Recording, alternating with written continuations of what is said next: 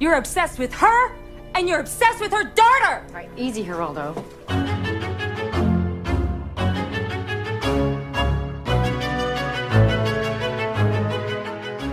And welcome back to Horror Queers. We are doing a special one-off episode on Apple TV's Servant, and we are joined by Terry Mesnard of Gaily Dreadful and Scarred for Life. And folks, this is about the 5th time we have tried to record this, and this is going to be the one that nails it. Did you hit record? Shut up, you. Nobody likes you. It's fine. Yeah, no, I'm super excited. I mean, again, both of y'all have been reviewing this show back and forth for, well, both seasons, actually, which has been super fun. Yes, Terry estimated that we have somewhere between, 50 and 60 pages of reviews? We're sitting at 60 pages for season 2 right now. That is banana pants. It's pretty wild. Well, I watched this show simply for pleasure, which was very nice. It's not entirely true, Trace. We did cover season 1 and the first 2 episodes of season 2 for the Patreon. Oh, yeah. Yeah, we did. It's the pandemic, folks. We're still adjusting. That's fine. Okay, so what did folks think of this second season? Well, okay, wait, I'm sorry. First of all, really quick, if you've never seen Servant, we're going to be spoiling it. I don't know why you'd be watching this if you haven't seen any of it, especially season 2. But yeah, we're going to be spoiling it because I don't know when this is dropping, like after the season finale airs, but you know. It's like the day of. Yeah, but we're also not going to handhold you through it. So if you haven't seen it, we're not going to be like, well, this is exactly what happens. Although who knows? Maybe we will. No, a big part of this is we're doing this as a special edition because we want people to see that it's an important show and it's worthy of being talked about. For me, this is actually my favorite show that's airing right now. There's a lot of really good quality television on right now, and I feel like Servant is the one that hits it out of the park, and people just aren't giving it its due. Yeah, I mean, well, the only reason I'm here is because I was hoping one of you had a Betamax player. Oh, God. I realized I was watching that this isn't a Betamax tape. I was going to say, Terry, that's a VHS. But like, as someone who is old enough to have had a Betamax tape, I do not have one anymore, I will say. But I had to bring the gag in it because that's such a plot point in this that like was such an eager moment for both Joe and I. We're like, what's on the tape? What's on the tape? What is on that motherfucking tape? So wait, was Betamax, was it video too, or was it just audio? It was both. It was both. It was like a better VHS. Like people like the video quality of it better, but it was more expensive and yeah. Wait, is it a video in the season? I don't know why I thought it was just audio. Yes, it's a video. It's a video, Trace. I promise I watched the season. Trace was cooking throughout the season. He was drinking throughout the season. I wasn't reviewing it critically after episode 2, so I was like, all right, cool. I can have a glass of wine while I watch this. It was basically like, it is the equivalent to the HD DVD / Blu-ray battle. Oh, and VHS one. Yes. Got it. Correct. Okay. That makes sense. And so that's why Sony had so much writing on the Blu-ray because the beta was a Sony product. And so it was like, is this going to be beta all over again when the Blu-ray came out? That's hilarious. Yeah. Yeah. Well, and that's why it becomes such an issue in the season of Servant is because you can't just go out and get a Betamax player. Like you can't just rent these from anywhere. People have to have a working tape of it, and those are very rare. All right, so Joe, you came up with a very bold statement where you said it's like this show is your favorite thing you've seen on TV like right now. Mm-hmm. Why? For me, this is the kind of show that honestly, it feels like it's so prestige. It's got top quality acting. It's attracting a roster of really exciting directorial talent. Mostly for me, it's the way that they use the single location. So the Turner's Brownstone in Philadelphia, the way that they have managed to capture the essence and use the camera, the framing. I just think it's a really exciting show to watch. And it's usually willing to be weird and odd, kind of like how Terry's gone green. You are green, Terry. everything on this recording is going super We're gonna leave it and hopefully it fixes itself. I am so not green on my end. I don't understand. You're green on my end. And now I can't hear you. I saw you mouth. I mouthed green. it. Mother. There you go. All You're right, back. You're back. Yeah. Thank God. It's a drinking game, folks. Every time Terry goes green, take a shot. Mhm. But yeah, so Terry, what is it that attracts you about this second season in particular? Well, I would go a little bit further and say this is probably my favorite of the continuing horror stories, like not a self-contained story, because I do think, Haunting of Hill House has some stuff to say, but like in terms of an ongoing story, this is probably my favorite horror television series I've ever seen, and it's for a lot of the same reasons that you said. I think the writing is top notch. Mhm. I think that it kind of tickles that like Lost feeling Yes. back in the day when like you'd be watching an episode and you'd want to like dissect it and figure out what did they mean when they did this, or what was that little detail or that camera angle or that whatever the case may be. I think that is something that is really really exciting to me, and I've loved writing about it because there's so much to unpack in each episode, and it's only like they're 30 minutes long, 30 to 40, and there's so Mhm. much, it's so dense. Actually, the episodes this season were shorter because there were a couple last season that went beyond 30. Most Yeah. of the ones this season were like right at 30 or just under. But I'm glad you brought up the Lost comparison, because the whole time watching the finale, I was like glued to the screen and I kept checking the timer, not because I was like, oh my God, when is this going to end? I was like, oh my God, when is it going to end? Because I don't know like how much like time they have left to like just tell me things. Mhm. Oh yeah, Which is how you always felt. And it's the kind of show too where, particularly when we were covering that first season, we didn't know whether it was going to get picked up for a second season because it seemed like nobody was talking about it. So the first season ends on this big cliffhanger where Jericho is abducted by Leanne and this swarm of random people just disappears in the middle of the street, and then that was it, and we didn't know whether we were going to ever get any more. So one of the joys of covering the second season in particular is knowing that there's at least 2 more seasons of this coming. And that made it was 6, and then I think they dialed it back down to 4. No, they did, but it's been renewed for sure for 1, but it hasn't been renewed for a 4th yet, has it? No, but okay. It seems like the kind of thing they'll just do it. Yeah.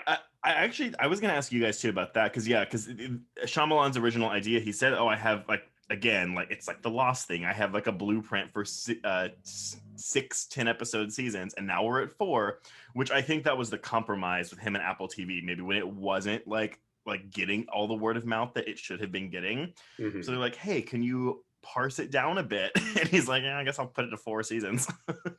Yeah, it's interesting because I could imagine people watching the show and feeling like, oh, it looks really good and sure the acting is great, but there just isn't enough happening in some of these episodes, which I mean, I would very strongly disagree with, but I think it's also because I've been looking at it very critically and looking for those Easter eggs and really just reveling in what the show is doing. But I have wondered if this is, I'm going to say it, I wonder if this is like too much of a prestige kind of drama for people. And they're like, no, but where is the gore? Where is that kind of shit? I saw one, again, I haven't really been reading reviews for this at all, but I did see one of the finale where they were like, oh, we were getting really worried of the lack of answers the show was giving us. And it's so interesting watching this season. I was like, at a certain point, I was kind of like, I don't even care if I'm getting answers because I'm so into what I'm watching. Yes. Like Yes. Lost was so built. I'm sorry to bring it back to Lost. It was so built around, oh, like what's happening? That was the water. That was the water cooler conversation. It's like, what's like the secret? And Mhm. that is here. But honestly, it's one of the first true times where I'm like, oh, honestly, I'm enjoying the journey so much that the destination I'm not too concerned about while watching this show. Mhm. Well, and while it's giving, I don't know if this is the same for you guys, but while it's giving me answers, it's not exactly what I expected in some cases, particularly like with the revelation that they might be angels or that there might be some, What? religious. I know, but I was like, so I'm watching a religious thing, like, and there's DNA in that all the way from the very beginning. Obviously, she's escaping a cult, but I don't know, that surprised me, and it wasn't a disappointing surprise. It was like, oh, okay, so that's what we're watching. I want to know more. Yeah. At every junction, it seems to be doing that, where it says this is a logical way to pursue this story, but it's often the one that you would have put like 4th or 5th in your guess of where we were going to go next. Well, or it gives you an answer to something, but then as soon as it does, it introduces another mystery or raises another question. And I mean, I will confess, there are some times where I'm like, fuck, I hope that, like, again, when it gets to the end, like, there aren't going to be things where, like, well, this doesn't make sense because of this and this and this and this. Like, and that was something that I know plagued Lost. Yep. And yeah, but at this point, I'm just like, I don't even care. I'm enjoying this ride, and I am a little perturbed that Dorothy still doesn't know. Like, I mean, I guess she kind of seems to know, but then she, like, they keep walking her revelation back. That moment I in know. the finale, where he's about to tell her that what You're just exactly like, Sean, happened. fucking spit it out. Yes. And then all of a sudden Jericho is back, and it's like, fuck. I know. When it's back, I was like, oh my god, no! Like, just tell her. Couldn't you have waited just like 2 more seconds, Leanne, to bring him back?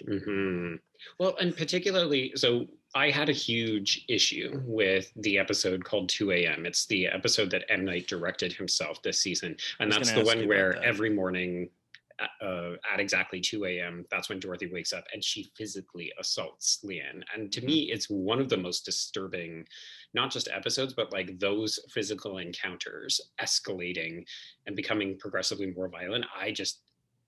It became very difficult for me to get on board with what the show is doing, because I was like, I don't know how I can forgive Dorothy or sympathize with her after this. Well, okay, sorry, you can finish your thought, because I have a piggyback onto that. Sure. Yeah, so basically it was one of those things where I was like, I need this next episode to have her acknowledge what she's done, because we can't just keep pretending, like Sean would say, no, it's fine. Like, you're nearly murdering this girl in our attic, but I'm not going to tell you the truth because I'm too afraid for you. And that actually is where we really start to lean into the idea that Dorothy will die by suicide if she learns the truth. Like, that's when nooses begin appearing as a visual iconography. So I'm still not 100% on board. It's the one piece of the show that I still don't 100% love, but particularly after the finale, where we did almost get there, but also we almost got that news, folks. Like, yeah, we did.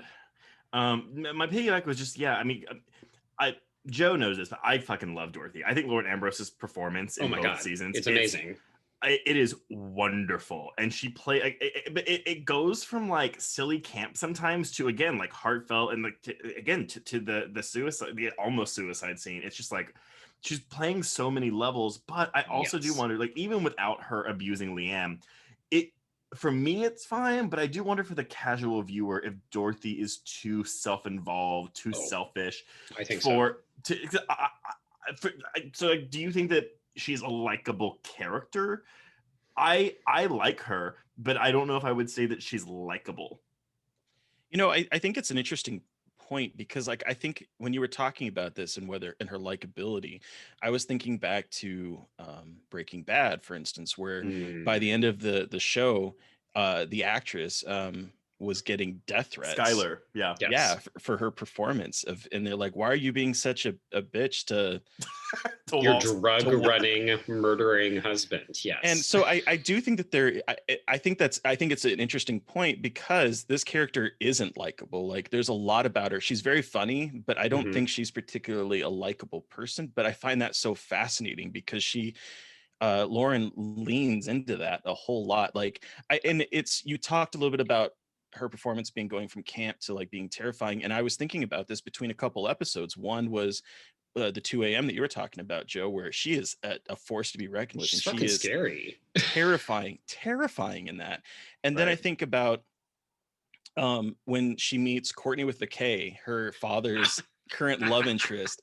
And Courtney with the K is like, Dorothy Turner for Action News 8, and she's like, gives her this like curl of the lip, and it verges into that kind of like camp direction that she does throughout the season. And then by the end of the that episode, where she is like telling Leanne, you know, oh, we're not going to tell Sean about that thing in the basement.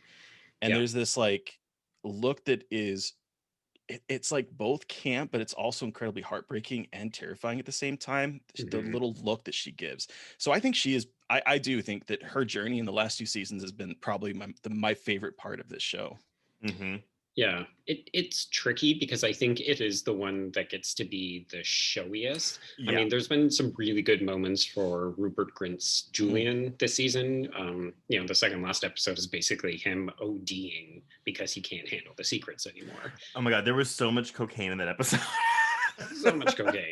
All I could think of was like, somebody needs to stop this guy because he Mhm. is going to OD, and then he actually does. And when you want to talk about directing too, that shot when he does one of his sniffs and it goes up and it spins Oh my around God. into like a tower of a bathroom. Oh, And it's gorgeous. that's what I'm about, using the singular space as like to Yes. its advantage. Like again, they're having so much fun. It's not like psychedelic or like otherworldly, but they're just finding ways to use it that make it feel so claustrophobic or Yeah. open or like vertigo inducing. Yeah, whatever they need. And I love the addition of the attic and the basement this season Yeah. because it has kind of opened up the world into these new exciting places. Like we got to see what home looks like to Leanne and the way she decorates things, but then also that basement that is quite honestly, it's a definitive horror space. Like the cracks in the floor, the ooze, the gross water.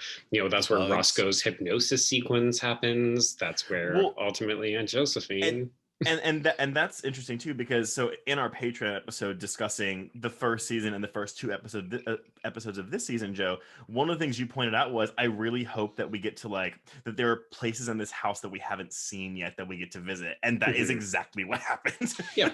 I also really like speaking of the spaces, the last episode where we see the hole in the wall, and that is where she is buried, the fried corpse of Aunt Josephine, and there are places in between the walls that someone could fit. And I'm like, okay, is that going to be used next season? Because at the end of the day, we are confined to this house, and they do such a good job of making it feel both, like you said, claustrophobic and giant. I love some of the pans that have happened this season where it's like, oh yeah, down the whole long hallway. And it makes going the hallway up the stairwell. It reminds me, and I don't know how much of it is CGI, if any of it is. Maybe they found a way to make it all practical, but it reminds me a lot of the pan shots that you would see in Fincher's Panic Room or in Fede Alvarez's Don't Breathe. Like, it's very similar to that.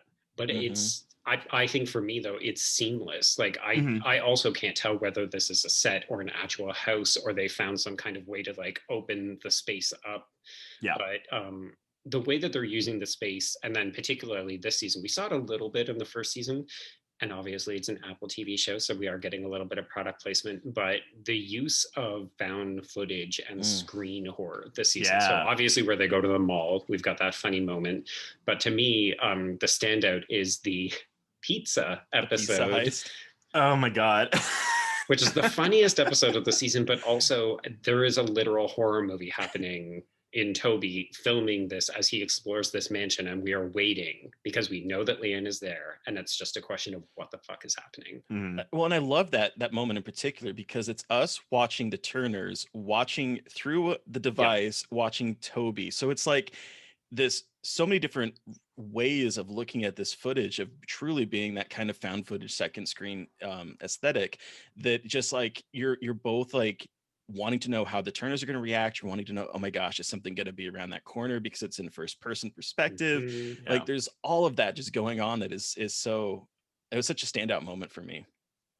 Even, I mean, I'm diverting a little bit here because I'm just thinking about how much this, because the first season's very much it's focused on Dorothy and Sean, and like their POV for the most part. And I like this season that we actually get a lot more, not even explanation, but more development for Leanne, and specifically Julian, who is I think a very unlikable character. Oh yeah, he's the worst. But that episode when him and Leanne have sex and he plays that voicemail, it doesn't it doesn't excuse his behavior, but it makes I understand it so much more. And I love that Rupert Grint got to do that, because I think he's good in the role, but he's getting a lot of one notes to play. He's just playing the same grumpy guy. So I like grumpy comedic relief. Yeah. And so I like seeing him break down and struggle. And, I didn't even realize watching it, we don't see him in the finale. Nope. So he's as far as we know, in the hospital still. Yep. Yeah, Sean gives him a phone call and that's it. Mm-hmm. What I think was when I was thinking back about the season as a whole, what I realized was that we're seeing like the rise of Leanne in this season, but also the fall of Julian, because he starts the season and is like they crisscross at a point where they have sex in kind of an awkward moment in the end of the episode. But like he is on this downward trajectory while she is coming into her own, and it's that moment when they cross that is like the sort of defining moment for both of them, because after that he ODs and she comes into her own and is like, no, I'm ready to fight. Yeah, so this is the one thing that I don't know anything about your reactions to it because we haven't actually talked about the finale between the three of us. What did you make of the final moments of this finale where Leanne is doing her voiceover? She has brought Jericho back to the Turners, but we get this kind of voiceover that is eventually revealed to be speaking to the charred corpse of Aunt Josephine in the walls, but also seems to be speaking to a larger power about how she doesn't care if she's bad and she's gonna do what she wants now. I was excited. I wanted it to keep going. I'm kind of mixed on, not mixed on the execution of it. I thought it was perfect, and I'm so excited to see what season 3 is going to bring. But I'm not quite sure whether this was meant to be I'm embracing my darkness, or whether it's meant to be I'm realizing that what the cult is saying about being pure, because this entire season has been about like refuting the virginity aspect, refuting like the pure, like she's listening to music that like she's told is sinful. So she is like repealing all of these like highly lofty religious undertones in order to be human. And so I'm not really sure if I take that as being I'm embracing the darkness in me, a la Carrie, and I'm going to burn everything down, or whether it's like I'm just gonna do what I want. Right. Yeah. Like I'm gonna be a fucking human being. Because I don't think Leanne has ill intentions. Well, I don't. Yes. Revert that. Rewind that. I mean, I'm not actually like butting heads with you because I don't think she has them for the Turners. But I don't know what her feelings are beyond that anymore, because now they're a family, right? So she's going to continue to protect them and Jericho.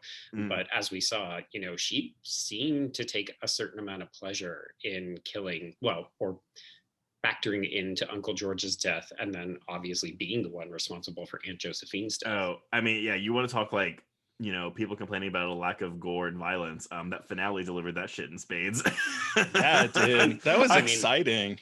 We started with that hand wound in like the second episode with Julia Ducournau directing, and then we got this fucking charred corpse at the end. Like, do not talk to me about this show not being a horror film and not giving us good gore. I am sitting there at the finale, and I mean, again, this is the very end, but like when Miss Josephine gets that thing in her eye, I'm watching it by myself, and I legit went, "Oh, yes, yes." Yeah, I was telling Terry my screener kept buffering at like all of these inconvenient moments. I was like, it's only 30 minutes, Apple. Why can't you? Yeah.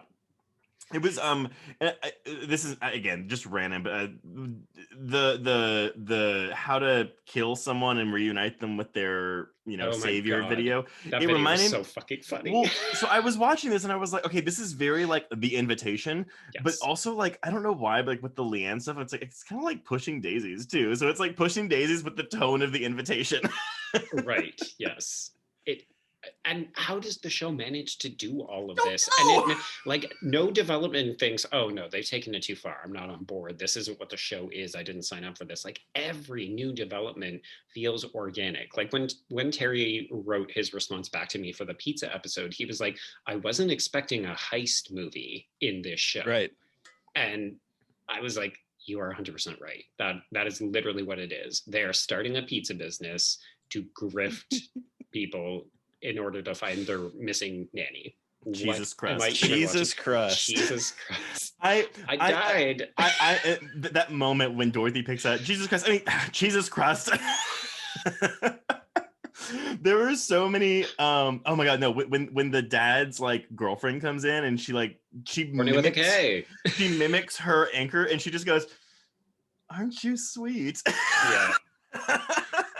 Or even when Courtney with the K drops to the floor and just starts doing the caterpillar like move. Like it's just like an exasperated like I'm dropping to my knees. I'm like, what is she doing? And all of a sudden she's doing the work. But maybe that's why, because again, what you're saying is, nothing feels too out of bounds for what the show is. Honestly, a fucking Godzilla foot can come stomp outside their fucking front yard, and I'll be like, yeah, okay. Like, because we've already seen at least 2 or 3 plagues this season alone. Yeah, I just don't understand. It balances the tone, though.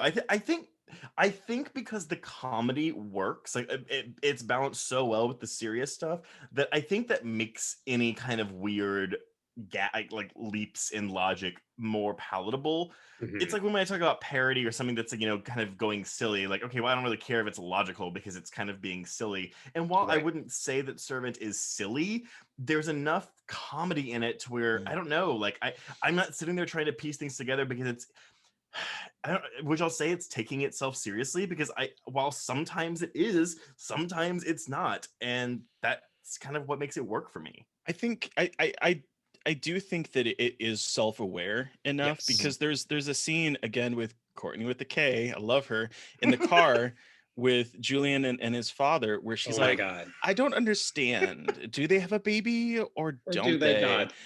And Julian just lays out the last 2 seasons of plot, and then it's like, are you keeping up, Courtney? And it's the most absurd litany. Like when you hear somebody say, here's the premise of the show and what has happened over the last 20 episodes, or at this point 19, it sounds absolutely bonkers. And then you think, no, but I'm so fully on board with what the show is doing. It's kind of magical.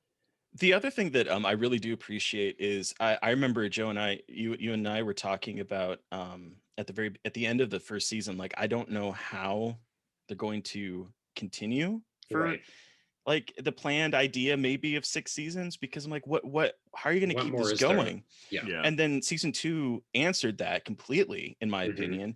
And then there's moments in the very last episode that I'm like, oh, this is even bigger, because with the arrival of the Betamax tape, and you realize that this isn't just one kooky culty family living on a farm in Wisconsin.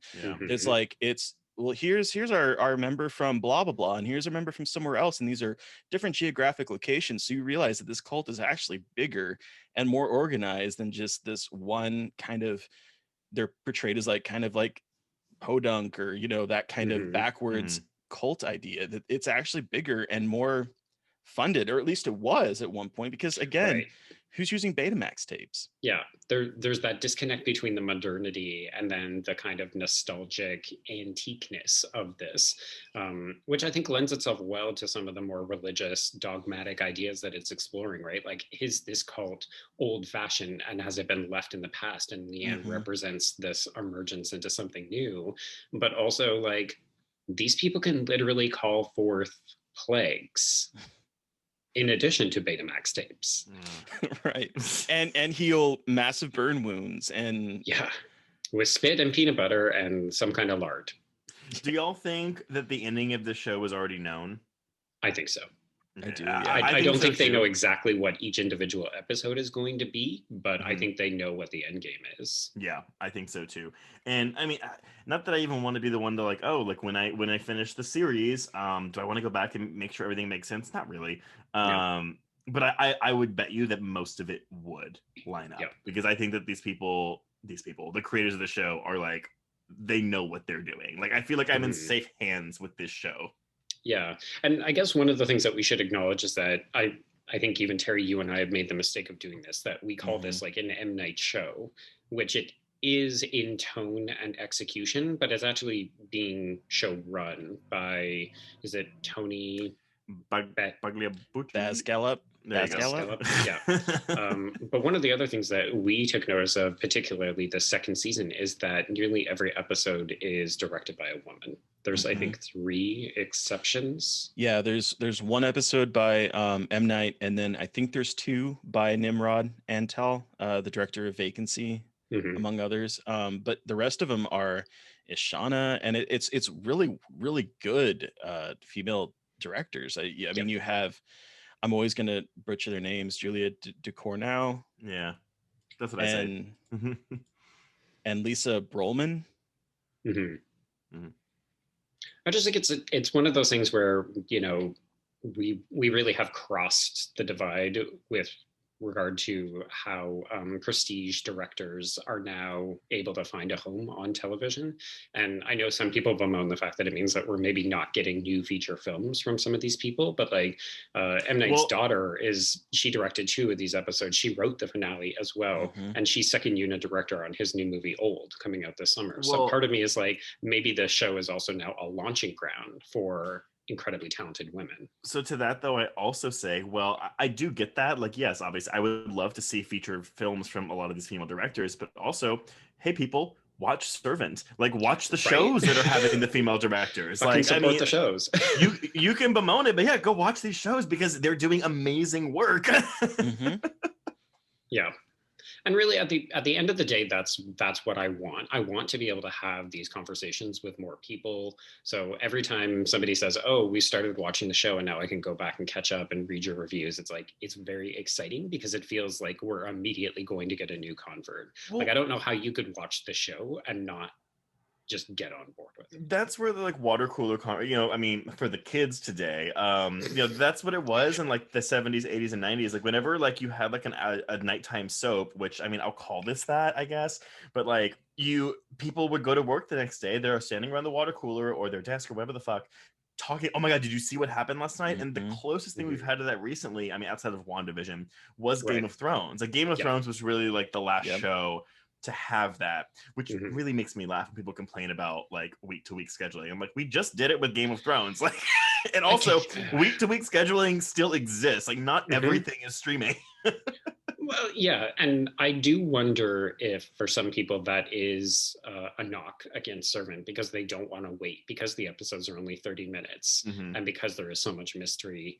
But I also don't think that this is like Trace, when you said, oh, I've fallen behind and I'm going to watch it so that we can have this conversation. I said, try not to watch more than a couple of episodes at a time because it's No. not the kind of show that benefits from watching 6 episodes at once.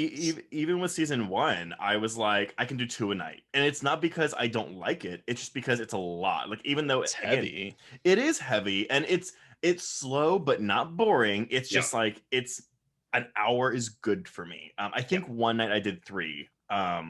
But still, it's like it's also because you want to soak it in, right? Like if you Yes. binge this, it's easier to miss things.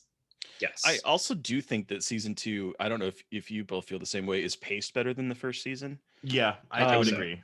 Because there were times by the end of the first season, it's like, okay, I'm good with this episode and I'm ready. But there are times on this season where it's like, if I it weren't need for the more. fact that I'm writing But okay, about this, I would want to hit play. but Yeah. but how much of that do you think is because we actually have seasons 2 and maybe some or all of 3 combined into this season because of of shortening it from 6 to 4 seasons? Maybe, yeah. I feel like they also they have a better sense of what they can deliver in these individual episodes. Like Right. to me, there's something about an escalation in confidence in storytelling this season. All of the performers seem more adept and like settled into their roles, and therefore they can handle this meatier material as well. So I think it's a confluence of factors. But for me, the show is really firing on all cylinders. Yeah, I would agree. Same. Okay, And so go ahead, Terry. Minor thing. I was thinking, I also think that part of it is because of the way that they film it, because we're confined to such one area that they have to be more creative in how they Yes. film it. And I would say that the way they have staged scenes in the second season is a lot more interesting than the way they did in the first season, which isn't to say the first season was bad. It's Yeah. just they found more interesting ways of shooting a scene where it's like, oh, we're now seeing a different view of the same room and it looks different. Like there's a couple times I'm like, which room is this? Because we're usually seeing it from one perspective. And so I think that they've gotten better at that. And I think that also makes it more visually interesting. I do agree with you, but even in the first season, like, I mean, I guess it's because, the first season we're spent being introduced to the space for so much of it. And so, yeah, they have to find something new, which makes me more excited for season 3 and how they're going to differentiate it next season. But so I did like how I think this is something I pointed out, Joe, with you. There's one episode in that first season where we're watching Dorothy and the little girl who comes inside, like who just wanders in their house. Mm-hmm. And it's shot. they're sitting on the stairs, and it shot like the camera's like behind like the bars on the stairs. Yeah. And so it's like we're in a prison, like we're watching them through the jail cell, but then it moves to the bottom of the banister, and we're looking at them all the way up here with the banister in focus.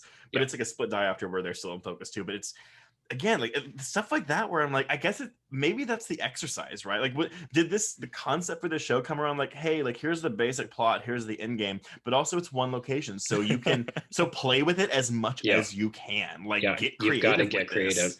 There's a moment in the second last episode of this season, so it's when Julian is in the bathroom doing cocaine. There's a moment where there's an extreme close-up of what is eventually revealed to be a Jenga block that Sean is about to knock over. And I literally could not tell, because it was so creatively shot, if it was a block coming out of the bathroom wall where Julian was, because he was obviously about to topple over. And I couldn't tell if it was a Jenga block or from the bathroom. And so when we do hear him hit the door, I was like, did he just bash his head open, and is he going to die?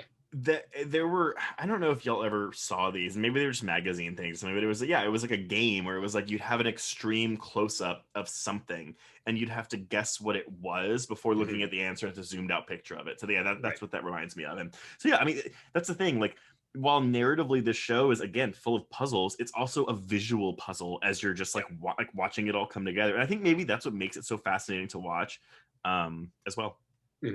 Yeah, absolutely. Okay, so what would you rate season 2 of Servant? Letter grade, or out of 5, whatever. I'm at a B+, I think. Okay. I'm at a solid A. I am also at a solid A. For me, this is like a near perfect season of television. It's giving me really like everything that I want, and also in unexpected ways. Yeah. No, again, my B+ isn't a negative. It's just Why are you so low, Trace? I'm such a downer. I just hate everything. God, Trace, it can't be Legends of Tomorrow. Legends of Tomorrow is a solid A. I'm sorry. Like, Servant has nothing on Legends of Tomorrow. A comparison for another day, perhaps. Absolutely. All right. Well, folks, we would love to hear from you. So if you have watched the video or listened to this audio and you've been watching Servant Season 2, hit us up. We're interested to hear your thoughts, hear your theories, your speculations. What is going to happen with the next season? Let us know. And with that, I guess... Cross out Servant Season 2. And cross out Horror Queers with special bonus cameo appearance by Gaily Dreadful.